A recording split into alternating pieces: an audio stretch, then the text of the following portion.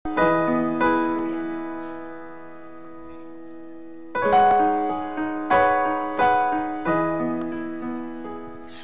naman kausapin natin muli ang mga kaibigan ni The Boy. Na si The Boy, kumusta siya bilang kaibigan, bilang kabarkada? Kasi balita namin si The Boy, hindi lang siya nice. Marami rin pa siyang naughty. He is mischievous. Okay. So, maloko pala ito si The Boy. Like how? Alam mo, sa natatandaan ko, sa tagal namin magkaibigan, ano yan, hindi ba sabi nga na, there are good times, there are bad times. May mga malungkot, may seryoso. Kay The Boy, kahit seryoso na eh. Basta't yung natapos nyo na, kumbaga nahanap nyo na yung solusyon, susundot at susundot pa rin yan. Hindi makakatiis yan. He'll find an anecdote or he'll find a funny line to say. Or even habang nag-uusap kayo pag yung nagpapanik na kayong lahat. May pa-punchline pa rin talaga may siya. May punchline pa rin siya ron. Pa-punchline pa rin yun. Hindi makakatiis yun eh. Yung expression nga na si The Boy yung taong para bang pag sa isang araw wala siyang nabiro, lalagnatin. Ganon. Hindi niya kaya. Hindi niya carry yun. Saka, si-set up niya lahat. Kunyari, takot ka sa ahas. Magpapahanap ng ahas yan. Takot ka sa ipis, yung mga ganon. Kaya yung sinasabi ni Claire kanina, takot siya sa baril. Kasama yun sa mga joke niya na parang... Kaya naman pala. Pinilit niya talaga eh. Happiness niya yun. Yun ang happiness kaligayahan na ni The Boy. Kaligayahan niya talaga ang manloko. Kaya yung iba, kasi dun sa internet, no, yung sa Multiply, nagpo-post ako ng mga pictures, may nag-react nga na, bakit kayo nakatawa? Eh, parang nasa party kayo, hindi kayo nasa burol. Eh kasi, yun ang gusto ni The Boy. Gusto niya masaya. Ayaw niya kahit yung mga last days niya, ayaw niya nung kakaawaan siya. Ayaw niya gusto nga niya, ang bili niya, gusto niya, yung burol daw niya, masaya. Wow. Masaya lang. Actually, si Tito Pe palagi natin nakikita eh. Lately, you've been very busy. And hindi talaga nag-aasikaso. Doon lang sa ito nga wake, para bang go-usap-usap nga kami, para bang ito na yung ito yung huling hirit eh, para kay The Boy. So, todo natin to. Dahil I'm sure he would have done the same for anybody. Si The Boy. He would have gone out of his way. And we know that you actually wrote a song for The Boy. Yeah, oo. When they came back, parang I was toying around with lyrics. Naisip ko kasi parang the way I know The Boy, siguro kung talagang yung malakas pa siya, tsaka yung if you had the time to itemize yung magbibilin siya sa kanyang mga mahal sa buhay, sa kanyang mga kaibigan, parang siguro ito yung sasabihin niya, siguro ito yung gusto niya, even to the last moment, siguro yun ang hihilingin niya, gano'n. And this you just wrote just recently lang? Yeah, recently lang. Before he passed? Sabi nga nila, siguro pagka emotional lang tao, mas marami kang naiisip, mas madali kang nakakagawa ng mga salita na magaganda. What's the title? Basically, I composed it nung umpisa English eh. It was, ang nagbigay ng title si Ami, Austria. Kasi sinulat ko nga, hindi ko na naisip yung title, I was just writing.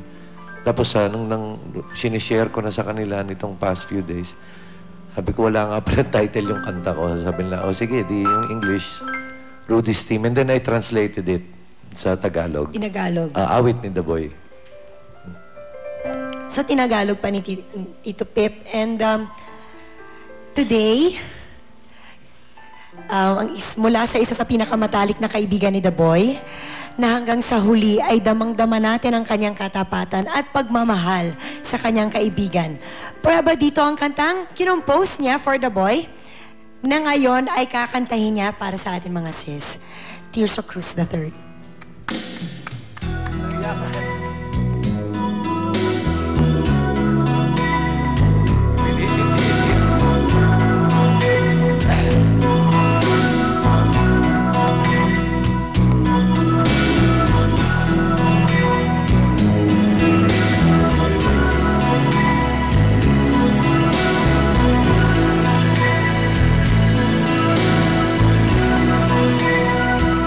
Don't cry for me, please don't shed your tears in sorrow. Don't cry for me, for I know we'll meet again tomorrow. Just hold on to the memories we've shared together. In your heart, know I will love you forever.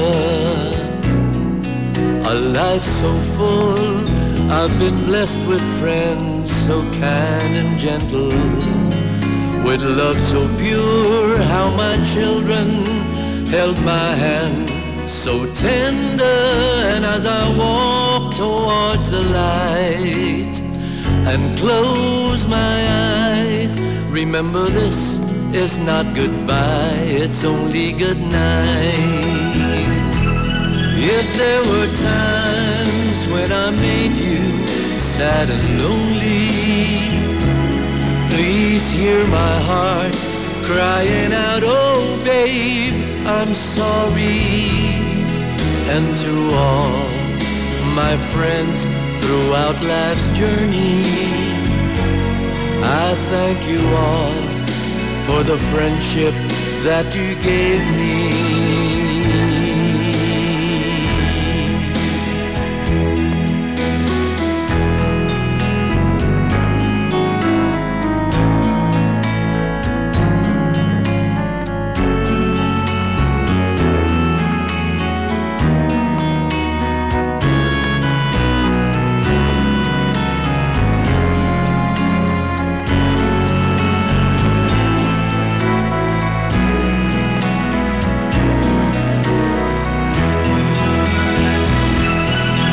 There were times when I made you sad and lonely. Please hear my heart crying out, oh babe, I'm sorry. And to all my friends throughout life's journey, I thank you all for the friendship that you gave me.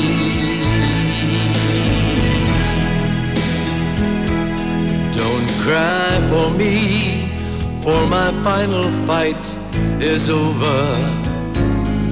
I've ran the race, now it's time to come home to the Father. And when I'm gone from this old world, keep my memory in your heart. Once in a while, please think of me, then wear a smile. Once in a while, please think of me, then wear a smile. Once in a while, please think of me, then wear a smile.